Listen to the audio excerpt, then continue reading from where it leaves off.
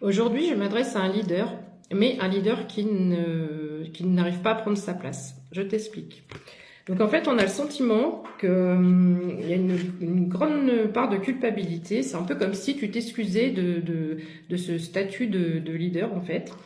Et donc ici, avec donc cette carte, on te parle de culpabilité et de haine intérieure. C'est presque comme si tu avais une haine en toi que tu n'arrives pas à comprendre et qui te rendait nostalgique, qui te rendait triste, pas nostalgique, mais plutôt triste.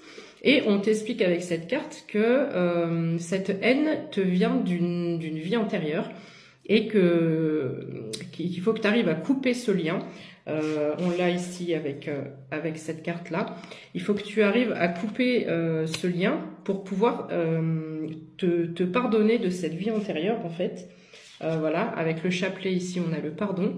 Il faut absolument que tu fasses ce travail-là et accepter ton pouvoir et ton statut de leader. Donc ici, avec les cartes du saumon et de l'enchanteur, on nous dit que tu es quelqu'un de très empathe, de timide, qui aime bien la solitude, qui a une grande sagesse et qui inspire les autres, et une grande émotivité. Tu as le sentiment de ne pas trouver ta place et tu as un sentiment de manque.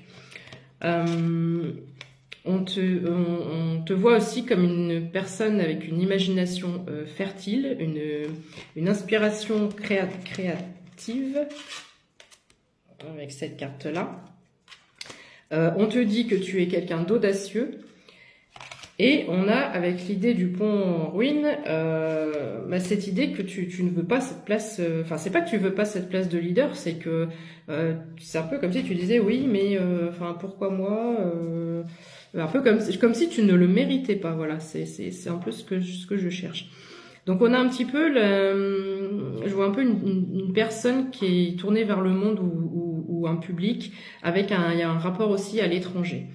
Donc on te dit, avec cette carte-là, ouvrez la voie, soyez le leader que vous souhaiteriez être. Donc voilà, ça ressort une fois de plus.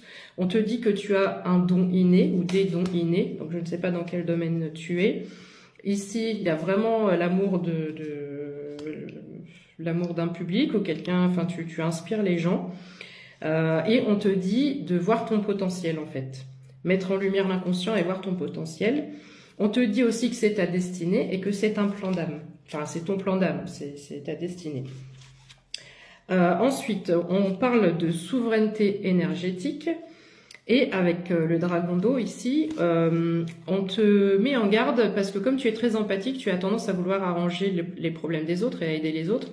Mais on te dit de faire attention parce que non seulement ça te mange de l'énergie, et en plus il y a des choses qui vont tu vas être tenu pour responsable de certaines retombées. Donc voilà, essaie de te mettre en retrait peut-être et ne pas trop t'occuper des problèmes des autres.